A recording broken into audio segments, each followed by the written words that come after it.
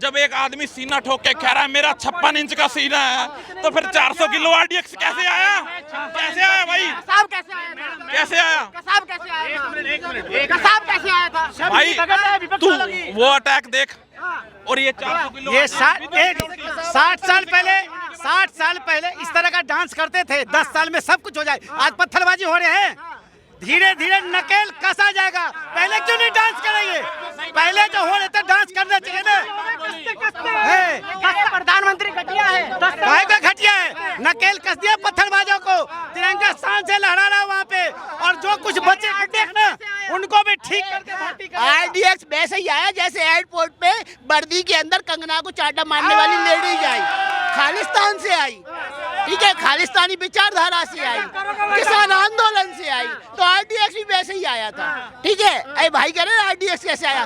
भाई अभी भी ऐसे लोग हैं जो वर्दी पहन के भी देश के साथ दगा करते हैं। अभी भी ऐसे लोग हैं जो खादी पहन के चीन की वकालत करते हैं, तो चीन की वकालत करने वाले लोग इनको नजर नहीं आएंगे। भाई साहब, भगत सिंह को आतंकवादी कह के सबसे बड़ा अपमान कांग्रेस ने किया है।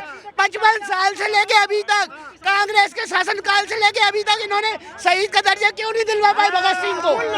भगत सिंह को शहीद का दर्जा न दिलवाने वाले ये लोग चले गए सुन के भगत सिंह का सम्मान क्यों नहीं दिलवा पाए? क्यों आज भी आतंकवादी कहा जाता भगत सिंह को किताबों में? चंद्रशेखर आजाद, उधम सिंह, खुदीराम बोस, उनका भी नाम तक नहीं जानते होंगे। अरे आइए यार, इनसे पूछो खुदीराम बोस कौन था, ये नहीं बता पाएंगे। खुदीराम बोस कौन था, इनसे पूछो, नहीं बता। एक मिनट, बताइए। जिस बंदे ने देश को आजाद करने के लिए भाई साहब पूरी जीन जा, अरे मेरे भाई सुन तो लो, खुदीराम बोस जी, एक मिनट चाय मंगा भाई के लिए, 1 मिनट। नरेंद्र मोदी जी कह रहे हैं, खुदीराम बोस नरेंद्र बताओ, ये शहीदों के सम्मान की बात कर रहे थे। खुदीराम बोस कौन था ये बताओ। उधम से अब आ गए ना, चले गए, अभी अपमान करके नहीं गए, खुद के फूफे के साला बता रहे, छोरा बता रहे, ये शहीदों का अपमान नहीं है। ये लोग दिखावटी लोग हैं, भारतीय नहीं है। मुझे आज संसद में फिर भाई आगे तो बोलने देते ना, तो मैं बताता, तो मैंने क्यों बोला, मैं तभी तो बताता आगे। संसद में आज फिर संविधान को दिखाया। भाई ऐसा है, 1 मिनट, 1 मिनट, 1 मिनट, सुन लेना। प्रधानमंत्री जब बोलते हैं मुझे बेटियों की मणिपुर में इज्जत लूटी जा रही है, एक प्रधानमंत्री फोटो खिंचवा रहा है, मैं घटिया बोलूंगा भाई। वहाँ प्रधानमंत्री बेटियों की इज्जत लूट रही है, वो एक घटिया से इन्फ्लुएंसर के पास जाके फोटो खिंचवा रहा है, घटिया से इन्फ्लुएंसर उससे सवाल कर रहा है कि आप आम चूस के खाते हो, ये गुठली समेत खाते हो, और वो बंदा फोटो खिंचवाने है। बेटियों की इज्जत लूटी जा रही है। अरे इज्जत में होता है कैसे? सड़क पे आके मर रहे हैं, उसको फोटो खिंचवाने से तो फुर्सत नहीं है, बोलूंगा मैं घटिया। इज्जत कैसे लुटती है मैं बताता हूँ। मणिपुर में बंदे के पास टाइम नहीं है, टाइम नहीं है। 2 महीने से सोनम वांगचू जिसने क्लाइमेट चेंज के लिए इतना अनशन करा, 60 दिन से भूखा बैठा है, इसको फुर्सत नहीं है, ये इंटरव्यू दे रहा है, मैं बटुए में पैसे नहीं रखता। मणिपुर में सुनिए, मेरे गली में रहने वाला एक लड़का जिसका नाम है रमेश, रोज रात को दारू पी के अपनी बीवी को मारता है, और मैं चाय पीने उसके पास बैठा और बात कर रहा है, ओए मैं कट्टर हिंदू हूँ, मोदी ने ना पाकिस्तान से देश को बचा रखा है। 1 मिनट, पाकिस्तान से 1 मिनट भाई, चाय की बात कर रहा हूँ, चाय की। रात को चाय का भरोसा, जो आदमी रात को दारू पी के बोल रहा है उसकी बात हो, यहाँ बता रहे हैं। दारू की बात नहीं, चाय की बात करिए, ये सुनते भी नहीं है। अबे सुन ले मेरे भाई, चाय की साहब सुन लीजिए, सवाल भी ले लीजिए। कर रहा हूँ चाय की। एक लड़का जो रोज अपनी बीवी को मारता है, वो कह रहा है मैं मोदी भगत हूँ। अबे तू दारू पी के अपनी बीवी को मारता है। अरे मुद्दे पे तो आ जाइए थोड़ा देर। मैं इसको बता रहा हूँ कि मत बताओ, मुद्दे पे आइए। सुनिए, देखिए मणिपुर, सुनिए, अरे सुनिए, मुद्दे पे आइए थोड़ी देर। मणिपुर में जो हुआ बहुत गलत हो रहा है, नहीं होना चाहिए, लेकिन बंगाल में नीट का एग्जाम, मैं जवाब देता हूँ। 83-84 में तुम तो शायद बच्चे हो गए। आतंकवादी कैसे औरतों की, हिंदू औरतों की इज्जत लूट रहे थे, आधार कार्ड निकाल के। 400 किलो RDX, वो नहीं दिखता पुलवामा अटैक में 400 किलो RDX कैसे आया? मोदी की गारंटी थी कि एक पत्ता भी नहीं हिलने दूंगा, कैसे आया? पूरे इंडिया में 2014 के बाद कोई भी अगर हमला हुआ हो इंडिया तो बताइए आप, बताइए ना।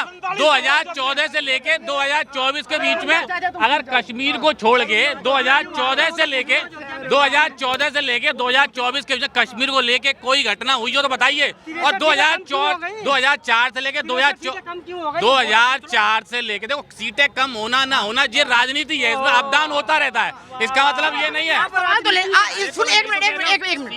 एक सवाल सुनिए, अरे एक सवाल तो ले लो यार, सवाल तो ले लो। अरे सुन लो, अरे भाई साहब अरे 1 मिनट रुक जाओ भाई साहब। आप तो सही थे, फिर भी तो बीजेपी को टोटल क्रॉस नहीं कर पाए। ये कह रहे, अरे सुनो, हम क्या कह रहे हैं? अरे सुन लो यार। हाँ बोलिए। सुनिए, आप कह रहे हैं कि जो RDX आया वो मोदी लेके आए, इसका मतलब जो 26/11 हुआ था वो कांग्रेस ने कराया था। नहीं लेके आए, मैं ये नहीं कह रहा। जब एक आदमी सीना ठोक के कह रहा है मेरा 56 इंच का सीना है, तो फिर 400 किलो RDX कैसे आया? कैसे आया भाई? कसाब कैसे आया था? कैसे आया? कसाब कैसे आया था? कसाब कैसे आया था? भाई तू वो अटैक देख, और ये 400 किलो ये 60 साल पहले इस तरह का डांस करते थे, 10 साल में सब कुछ हो जाए। आज पत्थरबाजी हो रहे हैं, धीरे धीरे नकेल कसा जाएगा। पहले क्यों नहीं डांस करेंगे? पहले जो हो रहे थे डांस करना चाहिए ना। प्रधानमंत्री घटिया है, काहे का घटिया है? नकेल कस दिया पत्थरबाजों को, तिरंगा शान से लहरा रहा वहाँ पे, और जो कुछ बचे हैं ना उनको भी ठीक करके RDX वैसे ही आया जैसे एयरपोर्ट पे वर्दी के अंदर कंगना को चाटा मारने वाली लेडीज आई, खालिस्तान से आई, ठीक है, खालिस्तानी विचारधारा से आई, किसान आंदोलन से आई, तो RDX भी वैसे ही आया था, ठीक है। अरे भाई कह रहे RDX कैसे आया? भाई अभी भी ऐसे लोग हैं जो वर्दी पहन के भी देश के साथ दगा करते हैं, अभी भी ऐसे लोग हैं जो खादी पहन के चीन की वकालत करते हैं, तो चीन की वकालत करने वाले लोग इनको नजर नहीं आएंगे। हाँ, एक लाइन बोलूंगा, अब शांति से सुनना। फिर इन्होंने करा कंगना को चांटा मारा, ये उस लड़की का डिफेंड कर रहे हैं जिन्होंने शहीद भगत सिंह को गाली दी। 21 साल की उम्र में जो आदमी फांसी पे झूल गया, जिसकी एक मिनट पूरी सुनो, जिसकी वजह से आप हम जिसकी वजह से आप अरे पूरी लाइन तो बोलने दो, पूरी लाइन बोलने दो। वो कहती है 2014 के बाद आजादी मिली है, आजादी हमें भीख से मिली थी। अरे यार तूने शहीदों की बेइज्जती कर रही है, तू कह रही है आजादी भीख में मिली थी। उन्होंने 22 साल की उम्र में अपने गले कटवा दिए फांसी पे चढ़ के। थप्पड़ मारने को सही साबित कर रहे हैं, नहीं थप्पड़ मारा सही की बात नहीं कर रहा, ये उसका जवाब ले लो। अब सुन लो, कह रही है किसान सुन लो। अरे भाई साहब आपकी बात होगी, सुन लो। भाई साहब भगत सिंह को आतंकवादी कह के सबसे बड़ा अपमान कांग्रेस ने किया है। 55 साल से लेके अभी तक, कांग्रेस के शासनकाल से लेके अभी तक इन्होंने शहीद का दर्जा क्यों नहीं दिलवा पाए भगत सिंह को? भगत सिंह को शहीद का दर्जा न दिलवाने वाले ये लोग चले गए, सुन के भगत सिंह का सम्मान क्यों नहीं दिलवा पाए? क्यों आज भी आतंकवादी कहा जाता भगत सिंह को किताबों में? कांग्रेस ने कहा है, आपने पढ़ा नहीं है? पढ़ा नहीं है? शहीद को प्रूफ दिखाओ। आप जनता से मांगो, RTI लगाओ, RTI। पढ़े लिखे हो तो RTI लगा के जानकारी लो, पक्का प्रूफ मिलेगा। मोदी ने लाया, आप भी प्रूफ कर दो ना। मोदी के लाया काम तो बंद। अरे सुनिए, ये लोग जनता से प्रूफ मांग रहे हैं, सुनिए। अरे भाई साहब एक मिनट, हाँ भाई साहब, ये लोग जनता से प्रूफ मांग रहे हैं, ये नहीं कि सरकार में RTI लगा के एक चीज की जानकारी ले। पब्लिक के अधिकार का उपयोग क्यों नहीं कर रहे हैं? आपको राइट है, आप जानकारी लो। शहीद भगत सिंह को आतंकवादी का दर्जा अभी तक दिया जा रहा है। एक मिनट चाय मंगवाइए, 1 मिनट थोड़ा।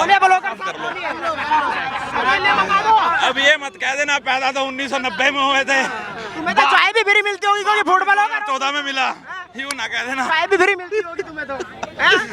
देखो यार जो फुटबॉल होगा।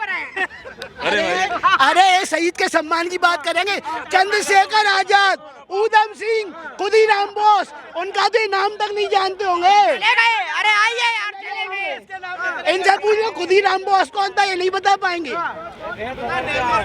खुदीराम बोस कौन था, इनसे पूछो, नहीं बता। 1 मिनट बताइए। जिस बंदे ने देश को आजाद करने के लिए भाई साहब पूरी अरे मेरे भाई सुन तो लो, खुदीराम बोस जी। 1 मिनट चाय मंगा भाई के लिए, 1 मिनट।